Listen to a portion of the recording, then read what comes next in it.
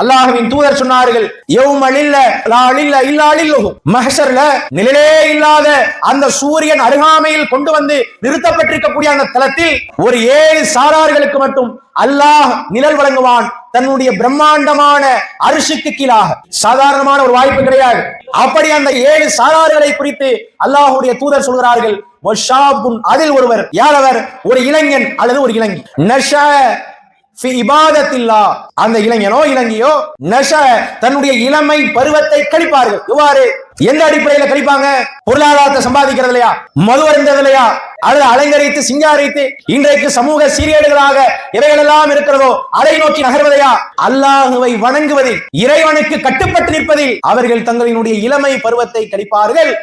அந்த இளைஞர்களை, அந்த இளைஞர்களை அல்லாஹ் தன்னுடைய அரிசிக்கு கீழாக சேர்த்துக் கொள்வான். அந்த சாரார்களுக்கு தன்னுடைய அரிசிக்கு கீழாக அல்லாஹ் நிழலிப்பான். அஸ்ஸலாமு அலைக்கும் வரஹ்மத்துல்லாஹி வபரகாத்துஹு.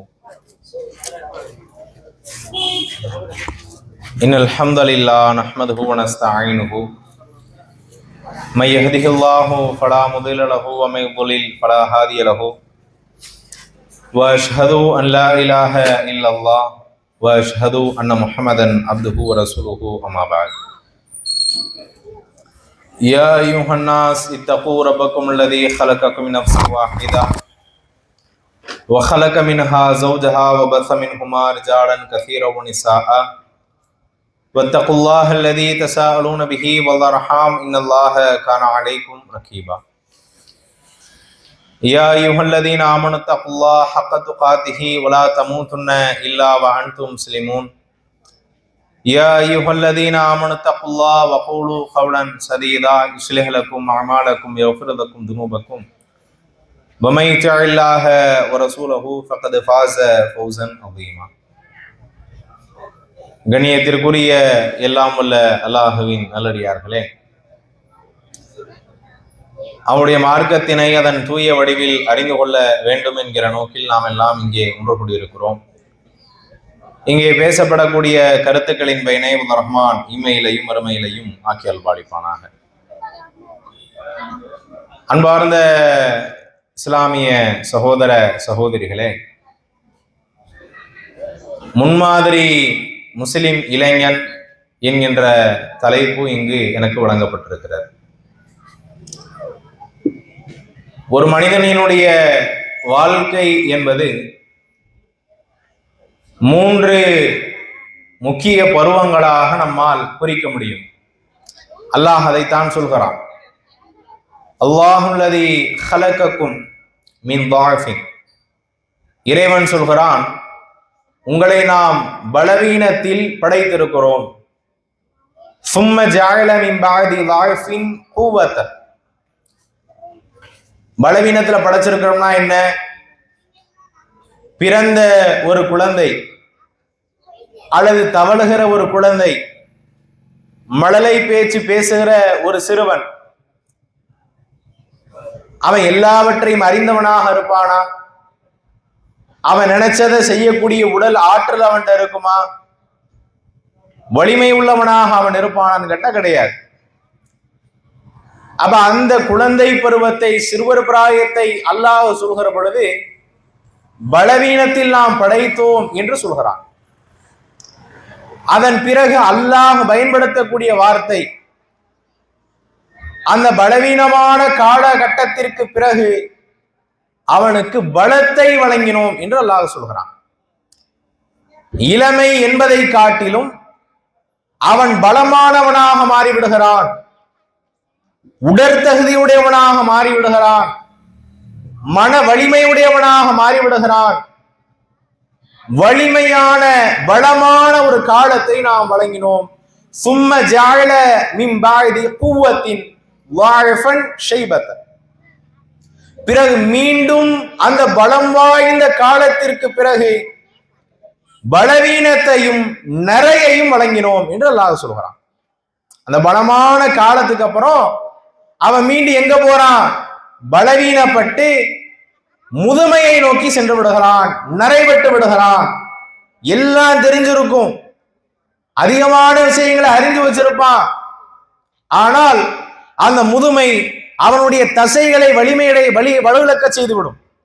அவருடைய எலும்புகளை நரம்புகளை வலுவிழக்க செய்துவிடும், அவருடைய மனதை சோர்வடைய செய்துவிடும். அது மரணத்தை எதிர்பார்த்து காத்திருக்கிற ஒரு பலவீனமான காலம் என்பதை அல்லாஹ் என்ன செய்கிறான், சொல்லி காட்டுகிறான். யஹ்லுகு மா யஷா, அவன் நாடியதை செய்கிறான் என்று அல்லாஹ் குர்ஆன்ல சொல்லக்கூடிய அந்த வார்த்தைகளை நாம பார்க்கிறோம். அப்ப ஒரு மனிதனினுடைய வாழ்க்கை என்பது குழந்தை பருவம், இளமை பருவம், முதுமை பருவம் என்று பிரிக்கப்பட்டாலும் மிக முக்கியம் வாய்ந்த பருவம் என்பது இந்த இளமை பருவம் தான். ஒரு கம்பெனியில வேலைக்கு ஆள் எடுக்கிறாங்க. யாரா வேலைக்கு ஆள் எடுப்பாங்க? நல்ல இளைஞனாக, வேலையை விரைவாக செய்யக்கூடியவனாக, வலிமையாக அதில் ஈடுபடக்கூடியவனாக பார்த்துதான் எடுப்பாங்க. ஒரு நாட்டிற்கு ராணுவத்தை தேர்வு செய்கிறார்கள். யாரை எடுப்பான்? வயசான கிரடு கட்டையவா, முதியோர்களையா? இளம் வயதினர்களை தான், வலிமை படைத்தவர்களை தான் தேர்வு செய்கிறான். ஏன் இன்னும் சொல்றதாக இருந்தா, அல்லாஹ்வினுடைய தூதரிடத்துல ஒரு வயதான பெண்மணி ஒருத்தங்க வராங்க. அல்லாஹ்வின் தூதரே, நான் சொர்க்கம் செல்வேனா அப்படின்னு கேட்கிறாங்க. அப்ப அல்லாஹ்வுடைய தூதர் சொல்றாங்க, வயோதிகர்கள் எல்லாம், மூதாட்டிகள் எல்லாம் சொர்க்கத்துக்கு போக மாட்டாங்க அப்படிங்கிறாங்க. நீங்க போக மாட்டீங்கன்ற அப்படி சொல்றாங்க. உடனே அவங்க வருத்தத்தோட என்ன செய்யறாங்க, கவலையோட திரும்பும் பொழுது அல்லாஹ்வுடைய தூதர் அழைத்து சொல்கிறார்கள், நீங்க இந்த வயதான மூதாட்டி நிலையில், முதுமை நிலையில் மறுமைக்கு செல்ல மாட்டீர்கள், இளம் பெண்ணாக இளம் பருவத்தில் நீங்கள் செல்வீர்கள்.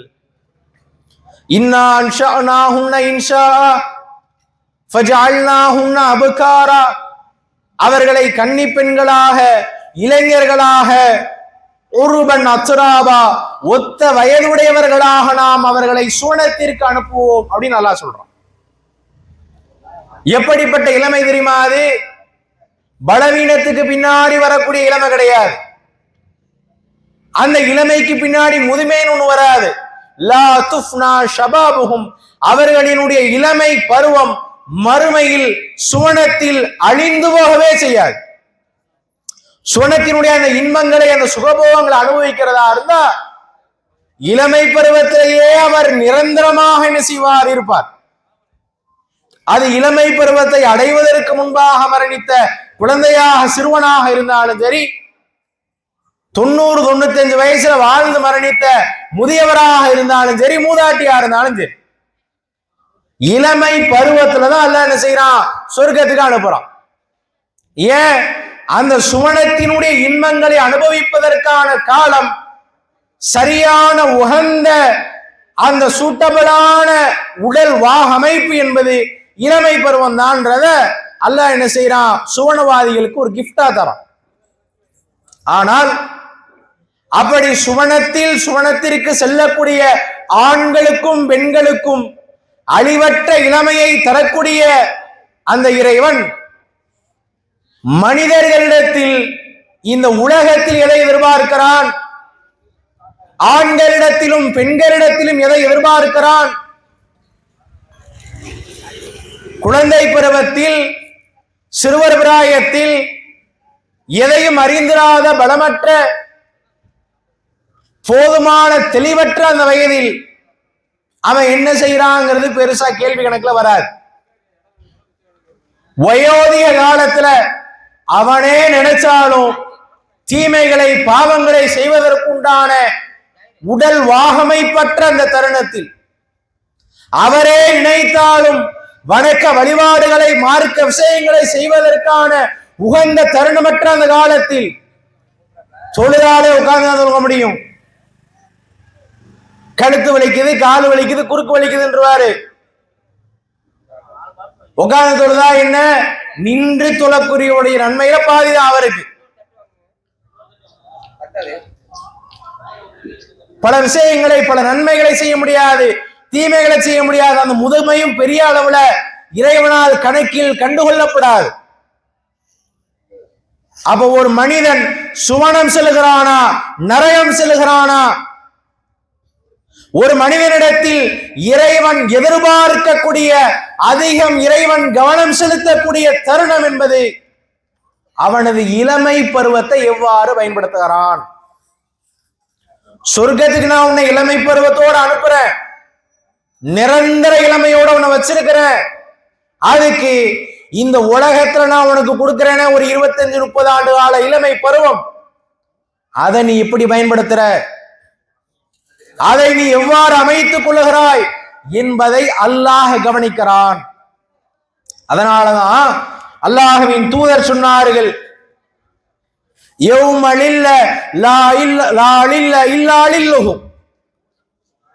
மஹ்ஷர்ல நிழலே இல்லாத அந்த சூரியன் அருகாமையில் கொண்டு வந்து நிறுத்தப்பட்டிருக்கக்கூடிய அந்த தலத்தில் ஒரு 7 சாரார்களுக்கு மட்டும் அல்லாஹ் நிழல் வழங்குவான், தன்னுடைய பிரம்மாண்டமான அரிசிக்கு கீழாக. சாதாரணமான ஒரு வாய்ப்பு கிடையாது. அப்படி அந்த 7 சாரார்களை குறித்து அல்லாஹ்வுடைய தூதர் சொல்கிறார்கள், அதில் ஒருவர். யார் அவர்? ஒரு இளைஞன் அல்லது ஒரு இளைஞி.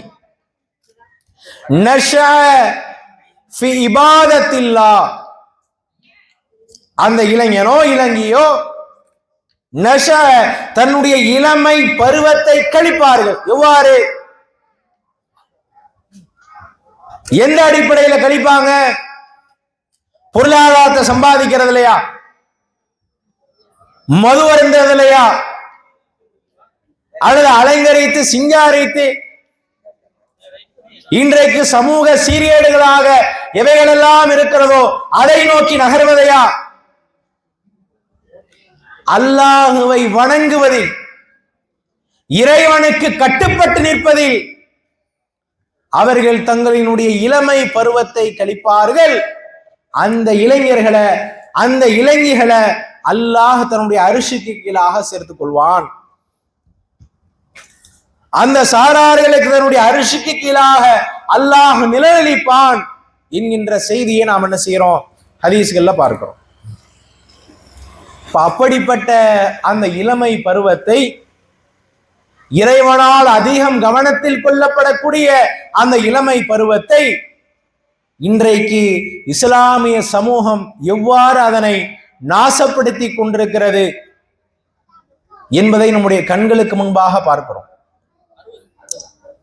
ஒரு சமுதாயம் என்று சொன்னால், ஒரு தலைமுறை என்று சொன்னால், அது அந்த காலகட்டத்திலே அந்த பகுதியிலே இருக்கக்கூடிய இளைஞர்களினுடைய வாழ்க்கையை பொறுத்துதான் அமையும். இந்த இஸ்லாமிய மார்க்கம் வரக்கூடிய காலங்களிலே எப்படி இருக்க போகிறது, எந்த அடிப்படையில் வரக்கூடிய தலைமுறையினர்கள் இந்த மார்க்கத்தை கடைபிடிக்க போகிறார்கள் என்பதை இன்றைக்கு இளைஞர்களினுடைய வாழ்க்கையை பார்த்து, இளைஞர்களினுடைய வாழ்க்கையை பார்த்து நம்மால் தெரிந்து கொள்ள முடியும். அப்படி பெருமை கொள்ளக்கூடிய அளவுல இன்றைக்கு இளைஞர்களினுடைய வாழ்க்கை இருக்குதா? அந்த அடிப்படையில் அந்த இளைஞர்களை வளர்த்து வார்த்தெடுக்கக்கூடிய வேலையை பெற்றோர்கள் செய்து கொண்டிருக்கிறார்களா? பொறுப்பு அவங்க கையில தானே கொடுக்கப்பட்டிருந்துச்சு, வாய்ப்பு அவங்க கையில தானே இருக்குது. 15-18 ஆண்டு காலங்கள் அந்த குழந்தையை, அந்த பிள்ளையை, அந்த சிறுமையை வளர்க்கக்கூடிய பொறுப்பு உங்க கையில தானே இருந்துச்சு. நாம் அவர்களை எப்படி வளர்த்தெடுக்கிறோம் என்பது ஒரு கேள்வி. ஒரு இளைஞனாக, ஒரு இளைஞியாக நம்முடைய வாழ்க்கையை, நம்முடைய கல்வியை நாம என்ன படிக்கணும் நாம முடிவு பண்றோம். இன்னைக்கு அக்கா சொன்னா, அம்மா சொன்னா அதெல்லாம் சரி வராதுமா, இதெல்லாம் படிச்சா நல்லா இருக்கும் என்று சொல்கிறோம். நாம தேர்வு செய்யக்கூடிய பணியை, வேலையை நாம தேர்வு செய்யறோம். நாம போடுற ஆடைய நாம முடிவு பண்றோம். ஏன், எப்படி தலைமுடிய வெட்டுறதுங்கிறத கூட நாம தானே முடிவு பண்றோம். ஆனால் நாம் இளம் பருவத்தில் இருக்கக்கூடிய நம்முடைய வாழ்க்கையை மார்க்கத்தோடு எப்படி கழித்துக் கொண்டிருக்கிறோம்? இரையச்சம் உள்ள ஒரு வாழ்க்கையாக நம்முடைய வாழ்க்கை இருக்கிறதா? ஈமானினுடைய அடிப்படையில் நம்முடைய வாழ்க்கையை நாம் அமைத்துக் கொண்டிருக்கிறோமா என்கிற மிக முக்கியமான ஒரு கேள்வியை எழுப்ப வேண்டிய தேவை இருக்கிறது. முன்மாதிரி இளைஞர்கள் கூட முன்மாதிரி இளைஞர்கள் சேர்த்துக்கலாம். அப்படி ஒரு சமூகத்தை நபிகள் நாயகம் ஸல்லல்லாஹு அலைஹி வஸல்லம் அவர்கள் உருவாக்கி தந்தார்கள், கட்டமைத்து வைத்தார்கள். அப்படிப்பட்ட நிலையில இன்றைக்கு நம்முடைய சமூகம் இருக்குதா? யோசிச்சு பாருங்க. அல்லாஹ் நபி இப்ராஹிம் அலைஹிஸ்ஸலாம் அவர்களை குறித்து குர்ஆனில் சொல்கிற பொழுது எண்ணற்ற பல வார்த்தைகளை பயன்படுத்துறான். தன்னுடைய நண்பர் என்கிறான், உறுதியான தனித்த சமூகமாக திகழ்ந்தார் என்கிறான், நேரான பாதையில் ஈமானிய வலிமையோடு நின்றார் என்கிறான். இன்னும் சொல்றதா இருந்தா இப்ராஹிம் அலைஹிஸ்ஸலாம் அவர்களினுடைய மொத்த வாழ்க்கையிலேயே 3 பொய்களுக்கு மேல கிடையாது. எப்படிப்பட்ட ஒரு வாழ்க்கை! அந்த இப்ராஹிம் அலைஹிஸ்ஸலாம் அவர்களினுடைய தியாகங்களில் அவர்கள் அந்த சமூகத்திற்கு மிக நுட்பமாக எத்தனையோ எதிர்ப்புகள் இருந்த காலகட்டத்தில் மார்க்கத்தை எடுத்து சொன்னார்களே, அது எப்பொழுது? வயோதிக காலத்திலையா? காலு சமிஅனா ஃபதன், அந்த சமூகத்தார்கள் சொன்னார்கள், நாங்கள் ஒரு இளைஞரை குறித்து கேள்விப்பட்டோம், எதுகுருஹும் யுகாலு லஹு இப்ராஹிம், அவருக்கு இப்ராஹிம் என்று பெயர் சொல்லப்படும், அவர்தான் இது போன்ற பிரச்சனைகரமான விஷயங்களை பேசிக் கொண்டிருந்தார், மூட பழக்க வழக்கங்களுக்கு எதிராக களமாடிக் கொண்டிருந்தார், அறியாமை விஷயங்களுக்கு எதிராக ஏக இறைவனை மட்டும்தான் வணங்க வேண்டும் என்பதை அழுத்தம் திருத்தமாக எடுத்து சொல்லிக் கொண்டிருந்தார். அவர் தான் இதுக்கெல்லாம் காரணமா இருப்பாரு. அவர் விசாரிங்க, அந்த இளைஞனை விசாரிங்க, அந்த இப்ராஹிமை விசாரிங்க தானே சொன்னாங்க.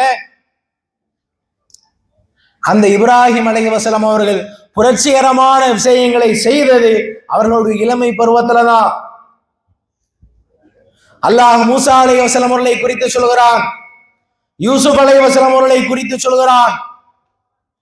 ஆரம்பத்திலேயே சிறு வயதில இருந்து அதுக்கான பக்குவத்தை அல்லாஹ் ஏற்படுத்துறான். மூசா அலைஹிஸ்ஸலாம் அவர்கள் நபியாக்குறதுக்கும் யூசுப் அலைஹிஸ்ஸலாம் அவர்கள் நபியாக்குறதுக்கும் அந்த பாதுகாப்பை, அந்த அம்சங்கள் எல்லாம் அல்லாஹ் ஏற்படுத்துறான். வலம்மா பலகா சுத்தஹு, அந்த இருவரும் யாரு? மூசா அலைஹிஸ்ஸலாம் அவர்களும் யூசுப் அலைஹிஸ்ஸலாம் அவர்களும் இளமை பருவத்தை வலிமையை அடைந்த பொழுது ஆத்தைனாஹு ஹுக்மா வ இல்மா, அவர்களுக்கு கல்வியையும் ஞானத்தையும் நாம் கொடுத்தோம். வகதாலிக நஜ்ஸில் முஹ்ஸினீன். அப்ப இறை தூதர்களை அல்லாஹ் தேர்வு செய்கிற பொழுது அதுக்கு அல்லாஹ் என்ன செய்யறான்? கரெக்டா அந்த இளமை பருவத்தை, அந்த வலிமையான காலத்தை அடைகிற பொழுது அவங்களுக்கு அந்த வாய்ப்பை தர்றான். அந்த வாய்ப்பின் அடிப்படையில் தான் நபி மூசா அலைஹிஸ்ஸலாம் அவர்கள் இளைஞராகத்தான் ஃபிரௌன் என்கின்ற ஒரு கொடுங்கோலனுக்கு எதிராக களங்கண்ண சென்றார்கள். நான் தான் வானரப்புக்கும் அலா, உயர்ந்த உன்னதமான கடவுள் என்று தலைகணத்தால் கர்வத்தால் ஆட்டம் போட்டுக் கொண்டிருந்த ஃபிரௌன்ட்ட ஏகத்துவத்தை எடுத்து சொல்ல சென்ற மூசா அலைஹிஸ்ஸலாம் அவர்கள் சென்ற பருவம் எது? இளமை பருவம். இப்படி பல்வேறு விதமான உதாரணங்களை நபிமார்களினுடைய வாழ்க்கையிலிருந்து நாம் எடுத்து போடலாம். நல்லடியார்களை நீங்கள் எடுத்துக் கொள்ளுங்கள். நபிகள் நாயகம் ஸல்லல்லாஹு அலைஹி வஸல்லம் அவர்கள் ஒரு தலைமுறையினரை, சஹாபாக்களை உருவாக்குகிறார்கள். அப்படி அவர்கள் உருவாக்கிய அந்த சமூகம்தான் உலகத்திலேயே தோற்றுவிக்கப்பட்ட சமூகங்களிலேயே உயர்ந்த சமூகமாக, சீர்திருத்தம் பெற்றவர்களாக, எந்த விதமான சமூகத்தோடு ஒப்பிடுகையில் உயர்ந்தவர்களாக இருந்தார்கள். அல்லாஹ்வுடைய தூதரே அதை சொல்றாங்க. அவங்க சொல்றாங்க, ஒரு முறை அல்லாஹ்வுடைய தூதர் சுவனத்திற்கு எந்த விதமான கேள்வி கணக்குமின்றி ஒரு கூட்டம் சொர்க்கத்துக்கு செல்லும்னு ரசூலா சொல்றாங்க. சொல்லிட்டு ரசூலா தன்னுடைய அறைக்கு சென்றாங்க. சென்று விட்டால் சஹாபாக்கள் யார் போறாங்கன்றத ரசூலா சொல்லல, அவங்க தன்மை என்னன்றத ரசூலா சொல்லல. சஹாபாக்கள் பேசிக்கிறாங்க, யார் போவா? உடனே சிலர் சொல்றாங்க, நாம தான் போவோம். ஏன் தெரியுமா? நாம ஆரம்ப காலகட்டத்தில் இஸ்லாத்தை ஏற்று நிறைய கஷ்டங்களை துன்பங்களை அனுபவிச்சிருக்கிறோம் அப்படிங்கிறாங்க. சரியான வாதம். இன்னொருத்தர் சொல்றாங்க, அவர் என்ன சொல்றாரு, இல்ல இல்ல நம்மளுடைய பிள்ளைகள் தான் போவாங்க. ஏன் தெரியுமா? நாம பிறக்கும் போது யாருப்பா? அறியாமை காலத்துல பிறந்தோம், அதுக்கப்புறம் இஸ்லாத்தை ஏற்று கஷ்டப்பட்டோம். ஆனால் நம்முடைய பிள்ளைகள் அவுலாதுனல்லதீன யுலிதுன ஃபில் இஸ்லாம், இஸ்லாத்திலேயே அந்த பிள்ளைய பிறந்திருக்குதுல, அவ அத்தாமா 2 பேருமே முஸ்லீம்ல, அப்ப நம்முடைய பிள்ளைகள் தான் அதற்கு தகுதியானவர்கள் என்று சொன்னாங்க. ரசூல்லா வெளியே வராங்க, உங்களுக்கு தகவல்லாம் கிடைக்குது, அதெல்லாம் இல்லப்பான்னு சொல்லிட்டு ரசூல்லா அதுக்கான தகுதி படைத்தவர்ல சொல்றாங்க. இப்ப இந்த இடத்துல நாம கவனிக்க வேண்டியது என்ன? அந்த சஹாபாக்கள் எதை பெருசா கருதுறாங்க? தாங்கள் செய்த தியாகங்களை, அர்ப்பணிப்புகளை அதை ஒரு பக்கம் வச்சுட்டு, அதை விட சிறந்தது எது நினைக்கிறாங்க? இஸ்லாத்திலேயே ஒரு பிள்ளை பிறக்கிறது, இஸ்லாமிய தகப்பனுக்கும் இஸ்லாமிய தாய்க்கும் பிறக்கிறது. அப்ப அது எவ்வளவு பெரிய அட்வான்டேஜ், எவ்வளவு பெரிய வாய்ப்பு. குர்ஆனை சின்ன வயசுல இருந்தே கத்துக்கலாம், ஒழுக்கங்களை, நன்மொழிகளை, நபிமொழிகளை, நற்போதனைகளை சிறு வயதில இருந்தே பக்குவப்படுத்தலாம், பழக்கப்படுத்தலாம். அவன் வளர்ந்து வருகிற பொழுது ஒரு நல்ல ஒரு இளைஞனாக வர முடியும், ஒரு நல்ல ஒரு இளைஞியாக வர முடியும், ஈமானிய வலிமை உள்ளவனாக அவன் வர முடியும் அப்படின்னு சஹாபாக்கள் நினைக்கிறான். அதை ஒரு கிரேடா நினைக்கிறான். இன்னைக்கு அதை அப்படியே நம்ம சமூகத்தோட ஒப்பிடுங்க, அப்படி நிலைமையில இருக்கிறோமா? அல்லாஹ்வுடைய தூதர் சொன்னார்களே, குல்லு மௌலூதின் யூலது அலா ஃபித்ரா, பிறக்கிற ஒவ்வொரு குழந்தையும் இயற்கையிலேதான், இயற்கை மார்க்கத்திலேதான் பிறக்கிறது. பிறக்கிற குழந்தை என்ன செய்யறது கிடையாது, இதுதான் கடவுள்னு சொல்லி மரத்தையோ கல்லையோ எதையும் சொல்ல போறது இல்லை. பிறக்கிற குழந்தை போய் குடிக்க போறது இல்லை. பிறக்கிற குழந்தை பேச ஆரம்பிச்ச உடனே கெட்ட வார்த்தைகளை பேசுறது இல்லை. அந்த குழந்தையினுடைய தாய் தகப்பனார் தான் யுஹவ்விதானிஹி வயுனஸ்ஸிரானிஹி வயுமஜ்ஜிசானிஹி, அந்த குழந்தையை ஏதோ ஒரு பாதையில் வழிகெடுத்து விடுகிறார்கள். யூதனாகவோ கிறிஸ்தவனாகவோ நெருப்பு வணங்கியாகவோ அந்த குழந்தைகளை வழிகெடுப்பது யார்? பெற்றோர்கள். அவர்களை ஈமானிய வலிமையற்றவர்களாக வளர்த்தெடுப்பது யார்? பெற்றோர்கள்.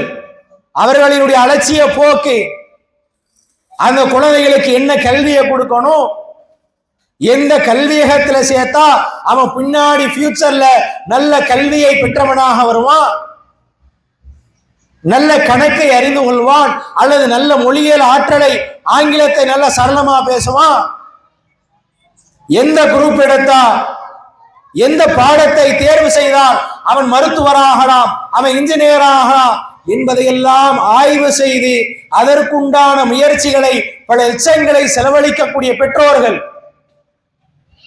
அவனுடைய ஆடையில இருந்து, உணவுல இருந்து,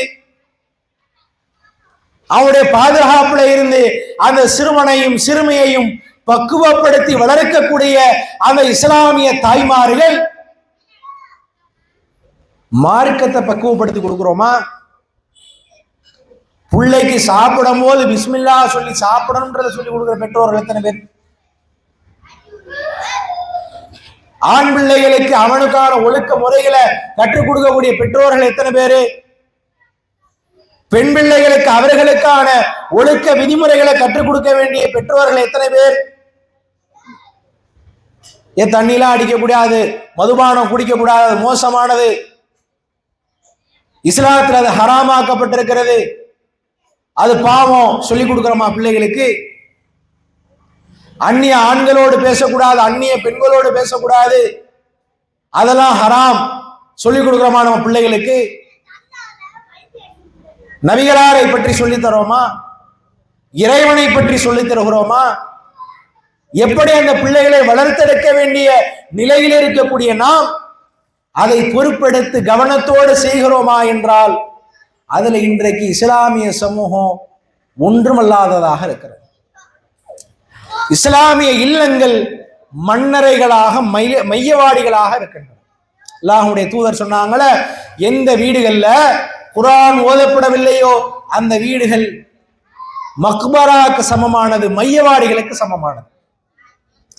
எந்த வீடுகளில் தொழுகை அரங்கேற்றம் செய்யப்படவில்லையோ அந்த வீடுகள் மையவாடிகளுக்கு சமமானது. ஏன்? வீடுகள் என்று சொன்னால் அங்கு இறைவனுடைய பரக்கத்தை பெற வேண்டும் என்று சொன்னால், அங்கு ஷைத்தான் விரட்டி அடிக்கப்பட வேண்டும் என்றால் அந்த வீடுகளில் குர்ஆன் ஓதப்பட வேண்டும், அந்த வீடுகளில் தொழுகை அரங்கேற்றம் செய்யப்பட வேண்டும். பெண்களாக இருந்தா வீட்டுல தொழுகணும், ஆண் பிள்ளைகளை கணவர்களை தொழுகையை நோக்கி பள்ளிக்கு அனுப்பணும். நேர் மாற்றமாக இன்றைக்கு காலையில 6 மணிக்கு ஸ்கூல் வேன் வந்தாலும் அதற்கு முன்னாடியே இந்த பிள்ளைகளை தயார்படுத்தி ஸ்கூலுக்கு அனுப்புறோம்ல. ஸ்கூலை விட்டு வந்த உடனே அரை மணி நேரத்துக்குள்ள மீண்டும் அவனுக்கு ஸ்நாக்ஸை கொடுத்து சாப்பாடை கொடுத்து அவனை மீண்டும் தயார்படுத்தி டியூஷன்ல போய் தள்ளுறோம்ல. அதை முடிச்சுட்டு வந்தா ஹிந்தி டியூஷன் போ, அந்த டியூஷன் போ, விடுமுறை நாளா இதை போய் கத்துட்டு வா, சம்மர் லீவா இந்த கிளாஸுக்கு போ, அந்த கோச்சிங் போ. தெரியாம யாரும் இல்ல. அவர்களுடைய எதிர்காலத்தை நாம் கணக்கில் கொள்கிறோம், தவறில்லை. உண்மையான எதிர்காலம் எது? உண்மையான எதிர்காலம் எது? அவன் 30 வயசுல 40 வயசுல எப்படி இருக்க போறாங்கிறதா? அந்த எதிர்காலத்தில் அவன் நல்லா இருக்கணும்னாலும், அந்த உங்களுடைய பிள்ளை ஒழுக்கமானவர்களாக இருக்கணும்னாலும், தாய் தகப்பனாரை நல்ல விதமாக அவர்கள் பார்த்துக் கொள்வதாக இருந்தாலும், எதுதான் முக்கியத்துவம்? இறையச்சம் தான் அவங்க அங்க கொண்டு போய் தள்ளும். வெறுமனே உலக கல்வியை வெறும் பாசத்தையும் கொடுத்தா அந்த பாசத்தை என்ன செய்வான்? முதியோர் இல்லத்துல போய் சேர்த்துட்டு, அல்லது உங்களுக்கு வெறுமனே பணத்தை மட்டும் அனுப்பிச்சுட்டு, நீங்க பணம் சம்பாதிக்கிறதுக்கு தான் அவனை படிக்க வச்சீங்க, பணம் சம்பாதிக்கிறதுக்கு தான் அந்த பிள்ளையை உருவாக்குனீங்க, அவன் என்ன செய்வான்? பணத்தை சம்பாதிச்சு கொடுத்துட்டு பணிவிட செய்யாம போயிடுவான். உங்களுக்கு வீடை கட்டு தருவான், அவன் சாலிகான பிள்ளையா இருப்பானா? அந்த பிள்ளை சாலிகான பிள்ளையா இருக்குமா? நீங்க மௌத்தா போனதுக்கு அப்புறம் அந்த சாலிகான குழந்தை கேட்கக்கூடிய பிரார்த்தனை தான் ஏற்றுக்கொள்ளப்படும். ஒரு மனிதன் மரணித்து விட்டால் எல்லா அமல்களும் அவனிடமே துண்டிக்கப்பட்டு விடுகிறது. அமாலும் இல்லா சலாசா, 3 தவிர. அதுல ஒன்று என்ன? வலதும் சாலிகும், ஒரு நல்ல சாலிகான குழந்தை. குழந்தைனா சின்ன பிள்ளை இல்ல, அவன் வளர்ந்து பெரிய ஆள் ஆயிருப்பான்.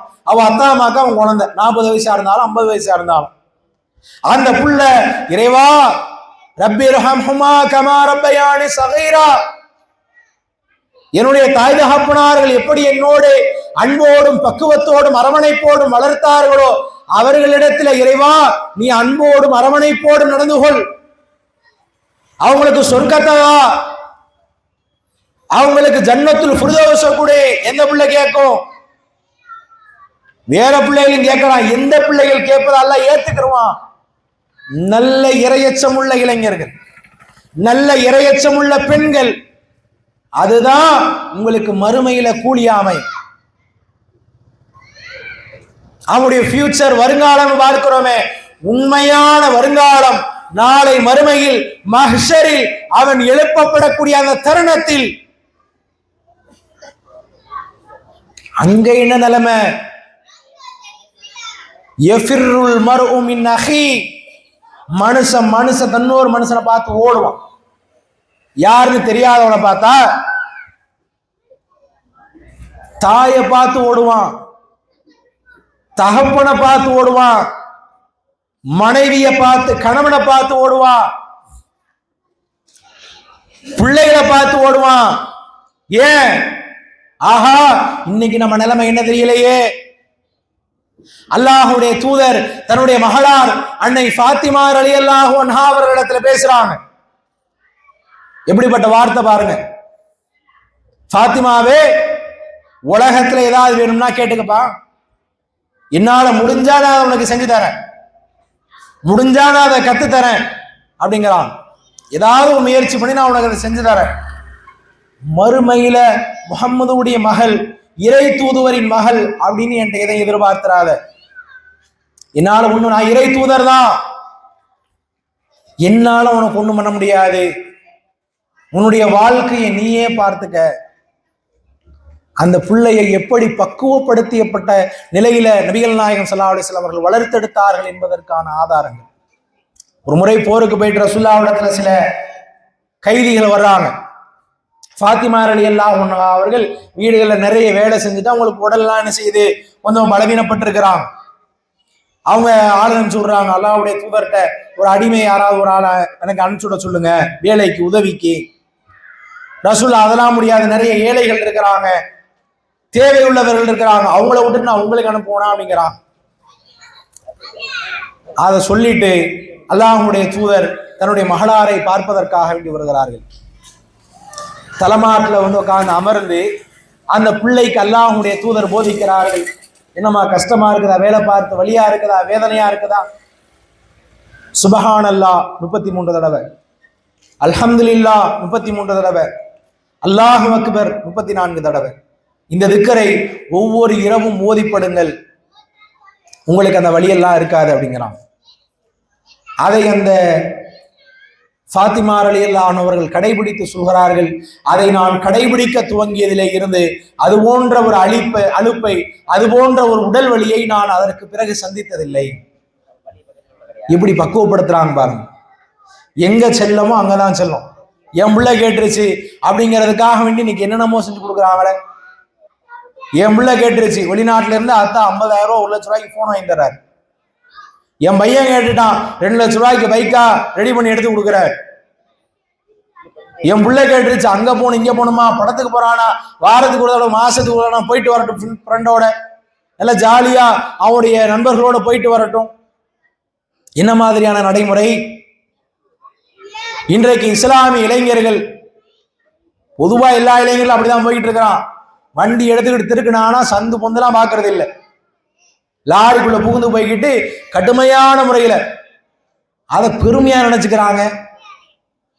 கிறுக்க மாதிரி ஓட்டி போய் உளுந்து கையால உடைச்சிட்டு திரும்பி அதை தயார்படுத்திட்டு வந்துட்டு மீன் என்ன செய்யறான், நான் வந்துட்டேன் பாத்தியா அப்படிங்கிறான். எத்தனை இளைஞர்களினுடைய உயிர்கள் இன்றைக்கு ரோடுகள்ல நாய்களை போன்று வீசி எறியப்படுகிறது. ஹைவேல அடிச்சு தூக்கி எறியப்படுற நாய் மாதிரி. ஏன் அப்படி போறான்? 2 லட்ச ரூபா bike, 200 CC bike, 400 CC bike, 1000 CC bike, தகுதிக்கு ஏத்த மாதிரி 2 லட்ச ரூபா 6 லட்ச ரூபா முறுக்கிக்கிட்டு போறான். அவனுடைய இளமை பருவம் அப்படியே நாசமடைந்து போய்விடுகிறது, மௌத்தா போயிடுறான். இல்ல அந்த இளமையிலேயே கைகால்களை இழக்கக்கூடிய நிலைக்கு போயிடுறான். எவ்வளவு சம்பவங்களை பார்க்கிறோம். போனை வாங்கி கொடுக்கிறோம், செல்போனை. அதுதான் ஒரு 100 பேர் பக்கத்து தெருல விளையாட போனாடே அந்த பையனோட சேராத, அவங்க கூட சேர்றதுனாலதான் நீ தவறான வார்த்தைகளை பயன்படுத்துற, வீட்டுக்கு முன்னாடியே விளையாடு, இந்த பிள்ளைகளை மட்டும். அது ஒரு காலம். இன்னைக்கு போனை வாங்கி கொடுத்துட்றோம், தகுதிக்கு ஏற்ற மாதிரி 10,000 ரூபாயில இருந்து 50,000 ரூபாயில இருந்து 1 லட்ச ரூபா வரைக்கும் அவங்க தகுதிக்கு ஏற்ற மாதிரி பிள்ளைகளுக்கு வாங்கி கொடுத்துறாங்க. ஒரு குடியார நண்பன் இருப்பதை விட, ஒரு தீய வார்த்தைகளை பேசக்கூடிய நண்பன் இருப்பதை விட, மோசமான நடத்தைகள் நண்பன் இருப்பதை விட, என்னென்ன பாவங்கள் மோசமான தன்மைகள் இருக்கிறதோ அந்த நண்பர்கள் எல்லாம் சேர்ந்து இருப்பதை விட ஒரே ஒரு செல்போன் இன்றைக்கு ஒரு இளைஞனினுடைய கையில் கிடைத்து விட்டது என்றால், ஒரே ஒரு செல்போன் இன்றைக்கு ஒரு இளைஞனுடைய கையில் இருக்கிறது என்றால், அதுவே அவர்களினுடைய வாழ்க்கையை ஒட்டுமொத்தமாக அழித்து நாசமாக்குவதற்குண்டான முழு சுதந்திரத்தையும் முழு வழிகளையும் வகுத்து கொடுத்தது. ஒன்னும் பார்க்க முடியாது உங்களால. அவன் உங்களோட படிச்சவன், உங்களோட அறிஞ்சவன், உங்களை எப்படி ஏமாத்தணும்னு தெரியும், உங்களுக்கு எப்படி தெரியாம அதை செய்யணும்னு தெரியும். இன்றைக்கு இருக்கக்கூடிய சமூக வலைதளங்கள் அதற்கேற்ற மாதிரியா இருக்குது? இன்றைக்கு உருவாக்கப்படக்கூடிய நவீன காலங்கள்ல உருவாகி வரக்கூடிய ஒவ்வொரு செயலிகளும் எவ்வளவு மோசமானவைகளாக இருக்கு. ரீல்ஸுங்கிற பேர்ல, அதுங்கிற பேர்ல, இதுங்கிற பேர்ல, வாட்ஸ்அப்ங்கிற பேர்ல எத்தனை அந்நிய ஆணவர்களுடைய தொடர்பு இன்றைக்கு ஒரு பிள்ளைக்கு. வகுப்பறையில நண்பர்களை சந்திக்கிறாள், கல்லூரியில பார்க்கிறா, வெளியே பார்க்கக்கூடிய இடங்கள்ல என்ன தேவை? அடிப்படைய ஒரு போன் நம்பர் அல்லது ஒரு ஐடி நம்பர். ஆம்பளை பிள்ளையா இருந்தா அவன் என்ன செஞ்சிடறான்? பெண் பிள்ளைகளோட தொடர்பு. பொம்பளை பிள்ளையா இருந்தா ஆண் பிள்ளைகளோட தொடர்பு. ஒழுக்க கேட்டுல, சீர்கேட்டுல இன்றைக்கு இஸ்லாமிய சமூகம் அழிந்து நாசமாகி கொண்டிருக்கிறது. பள்ளிகள் பெருகிருச்சு, அமைப்புகள் பெருகி இருக்குது. இளைஞர்களும் இளைஞர்களும் இன்றைக்கு எங்க இருக்கிறார்கள்? நாம நடத்தக்கூடிய கூட்டங்களே அதற்கான சாட்சி. எத்தனை இளைஞர்களை, எத்தனை இளைஞர்களை நம்மால் இன்றைக்கு கணக்கிட முடியும்? அப்ப யாருக்கும் பிள்ளையா பிறக்கலையா? பிறந்த பிள்ளைனா வளரலையா? எங்க போறான் அவன்? எந்த பிள்ளை? அந்த பிள்ளைகளுடைய வாழ்க்கை எங்க போகுது? அந்த இளைஞர்களும் இளைஞர்களும் தங்களுடைய இளமை பருவத்தை இன்றைக்கு நேரடியாக நாசமாக்கி அழிக்கக்கூடிய வேலையை செய்து கொண்டிருக்கிறார். அல்லாஹ்வுடைய தூதர் ஒரு முறை ஒரு மனிதர் அவங்ககிட்ட ரசூலாட்ட அழைச்சு வரப்படுறாங்க. குடிச்சிருக்கிறார் அவர். இப்ப ரசூல்லா மார்க்க சட்டத்தை நிறைவேற்றாங்க. உரிபூஹு, அவர் அடிங்க அப்படிங்கிறான். மக்கள் எல்லாம் அவங்களை அடிக்கிறாங்க. அப்ப அதுல சிலர் என்ன செய்யறாங்கன்னா, அஹ்ஸாக் அல்லாஹ், அல்லாஹ் அவனை இழிவுபடுத்துவான், அல்லாஹ் அவனை நாசமாக்குவான் அப்படிங்கிறான். தண்டனை நிறைவேற்றுறாங்க. அதுல ஒருத்தர் என்ன செய்யறாரு? அல்லாஹ் அவனை நாசமாக்குவாங்கிறாரு. அப்ப உடனே ரசூல் ஸல்லல்லாஹு அலைஹி வஸல்லம் அவர்கள் எச்சரிக்கிறாங்க, அப்படிலாம் நீங்க சொல்லாதீங்க, லா தகூலு ஹாதா, அந்த மாதிரி வார்த்தைகளை பயன்படுத்தாதீங்க. வலா துஈனு அலா அலைஹி அஷ்ஷைத்தான், அந்த பையனை அவனுக்கு எதிராக ஷைத்தானுக்கு நீங்கள் உதவி செய்து விடாதீர்கள் அப்படிங்கிறான். ஒருத்தனை அவனை தண்டிக்கிறது எதுக்கு? எதுக்காண்டி அவனை அடிக்க சொல்லுது? அந்த குடியில இருந்து அவனை மீட்டுறதுக்காக, அத பாவம்னு அவனை உணர்த்துறதுக்காக. நீங்க என்ன செஞ்சிடக்கூடாது? உலா துழையினு அலைஹி அஷ்ஷைத்தான், அவனுக்கு எதிராக ஷைத்தானுக்கு உதவி செய்து விடாதீர்கள். இது ரசூலுல்லாஹ் இந்த இடத்துல பயன்படுத்துறாங்க. இதை நாம நம்முடைய பிள்ளைகளுக்கு எதிராக பயன்படுத்தி கொண்டிருக்கிறோம். யாரெல்லாம் தேவையற்ற அன்பை காட்டுகிறோம் என்கிற பெயரில், பாசத்தை காட்டுகிறோம் என்கிற பெயரில் அந்த பிள்ளைகளுக்கு செல்போன்களையும் வாகனங்களையும், அந்த பிள்ளைகளுக்கு அதிகப்படியான பொருளாதாரத்தையும், அந்த பிள்ளைகள் வழிகட்டு சீரழிவதற்குண்டான வழிமுறைகளை எல்லாம், வாய்ப்புகளை எல்லாம் திறந்து விடுகிறோமோ, நாம் நம் பிள்ளைகளை அழிப்பதற்காக ஷைத்தானுக்கு உதவி செய்து கொண்டிருக்கிறோம். அவனுக்கான வாய்ப்பை திறந்து கொடுக்கிறோம். என் பிள்ளையை அழிச்சு நாசமாக்கி அவனை நரகத்துல கொண்டு போய் தள்ளு, அவன் நரகத்துல கொண்டு போய் தள்ளுன்னு உதவிக்கிட்டு இருக்கிறோம்.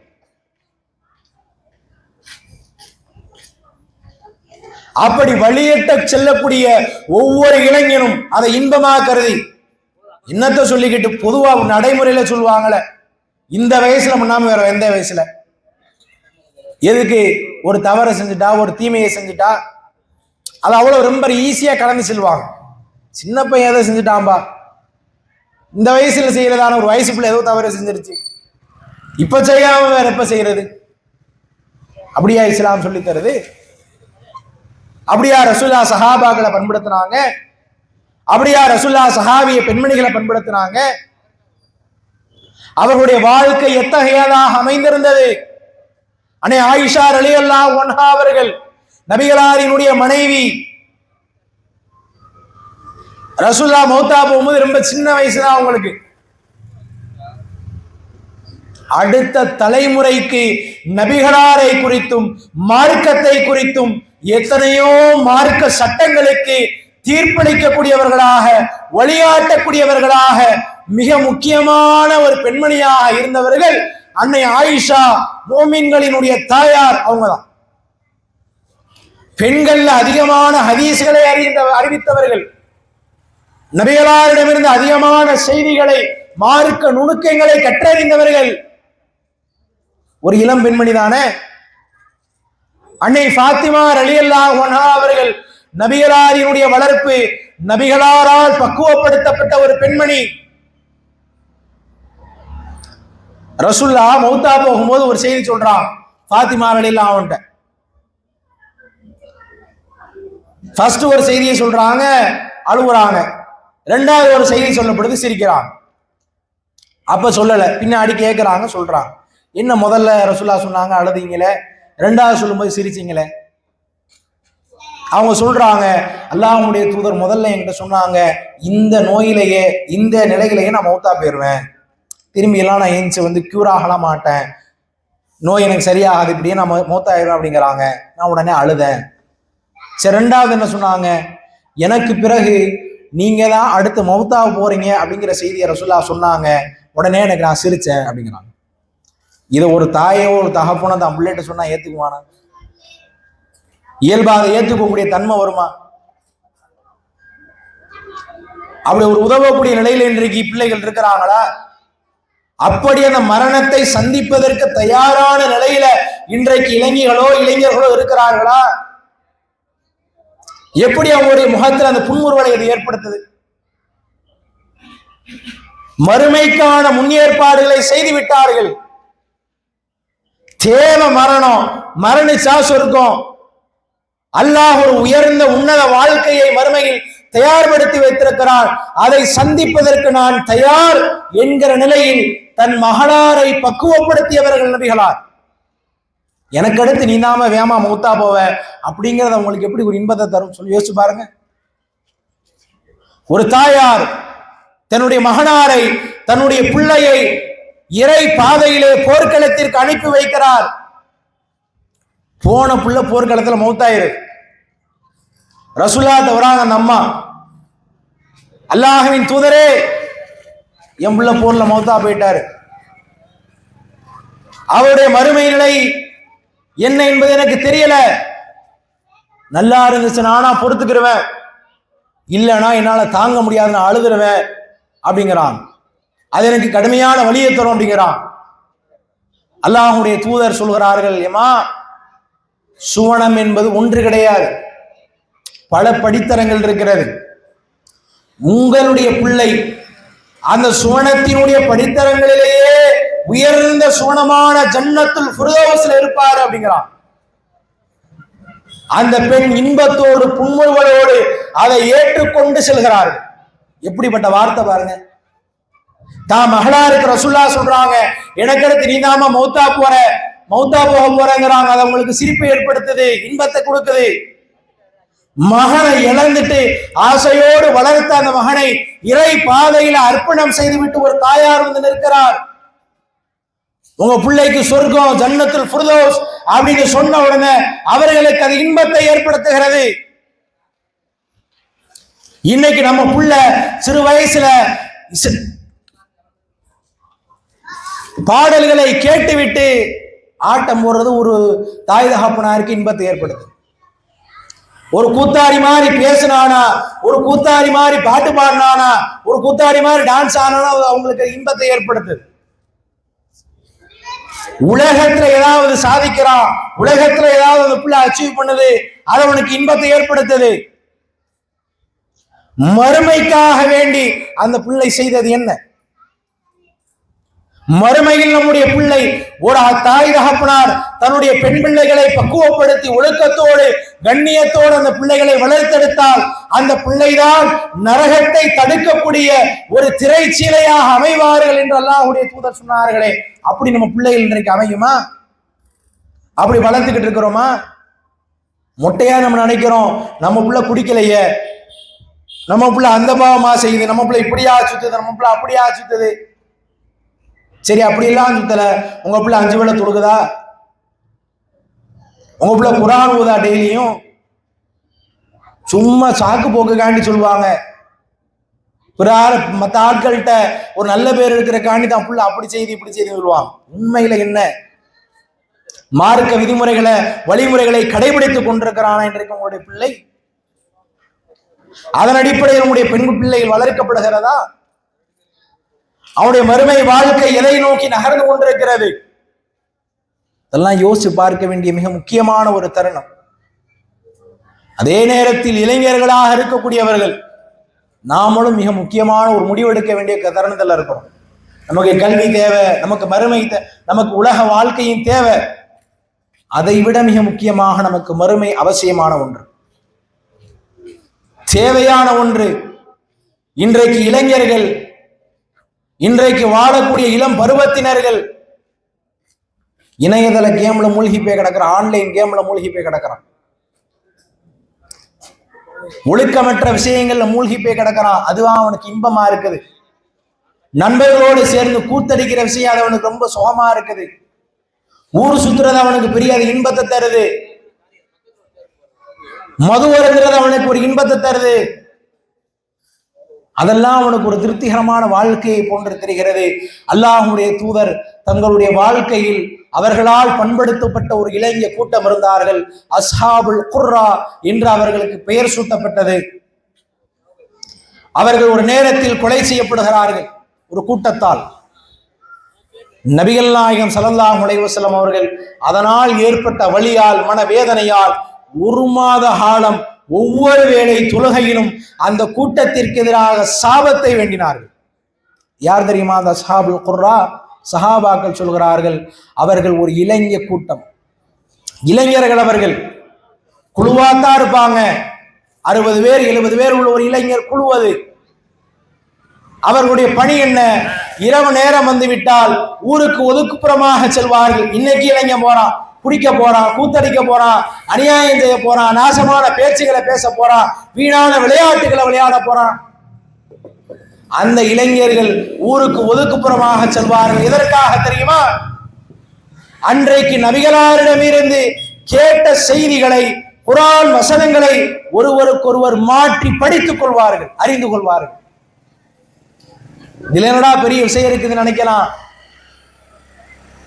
அந்த செய்திகள் நம்மை பக்குவப்படுத்துவதை விட இந்த உலகத்தில் எந்த கூத்தாடியும், எந்த அரசியல் தலைவர்களும், யாரினுடைய புத்தகங்களும், யாரினுடைய வழிகாட்டுதலும் நம்மை பக்குவப்படுத்தாது.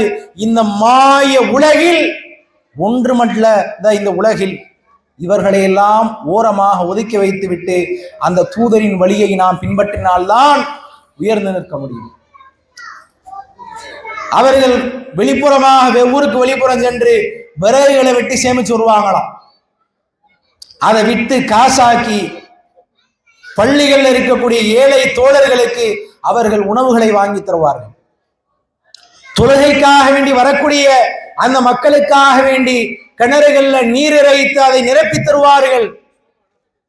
ஏதாவது ஒரு மக்களை நேர்வழிப்படுத்துவதாக இருந்தால், அந்த சமூகத்திற்கு மார்க்கத்தை கற்றுத்தருவதாக இருந்தால், இந்த குழுவை ரசூலுல்லாஹ் அனுப்பிச்சு விடுவாங்க. நீங்க போய் அவங்களை பக்குவப்படுத்திட்டு வாங்க, அவங்களுக்கு குர்ஆனை சொல்லி கொடுத்துட்டு வாங்க, தொழுகையை சொல்லி கொடுத்துட்டு வாங்க, மார்க்கத்தை சொல்லி கொடுத்துட்டு வாங்க, ஈமானை சொல்லி கொடுத்துட்டு வாங்க. யாரை நம்பி ரசூலுல்லாஹ் அனுப்பிச்சாங்க? ஒரு இளைஞ கூட்டம். அப்படி இன்றைக்கு இருக்குதா? நம்ம அந்த மாதிரியான வாழ்க்கையில நம்முடைய பிள்ளைகள், அந்த மாதிரியான வாழ்க்கையில நம்முடைய இளமை நேரங்களை நாம் செலவிட்டுக் கொண்டிருக்கிறோமா? ஒவ்வொரு நேரமும் ஒவ்வொரு நாளும் நாளை மறுமையிலே விசாரிக்கப்படும் இந்த பலம் வாய்ந்த இளைய பருவத்தை குறித்து அல்லாஹ் நாளை மறுமையில் நம்மிடத்திலே கேள்வி எழுப்புவான். நிரந்தரமான இளமையை உடையவர்களாக சுவனத்திற்கு நாம் செல்ல வேண்டும் என்று சொன்னால், நாம் நம்முடைய இந்த இளமை பருவத்தை ஆரோக்கியமான வழியில், சீர்திருத்த வழியில், சமுதாய அக்கறை உடைய வழியில், இறை நம்பிக்கை உடைய வழியில் அதை செலவழிக்க வேண்டும் என்பதை கூறி இந்த உரையை நிறைவு செய்து வருகிறேன். வாஹிரு தஅவானா அல்ஹம்துலில்லாஹி ரப்பில் ஆலமீன். அஸ்ஸலாமு அலைக்கும் வரஹ்மத்துல்லாஹி வபரகாத்துஹு.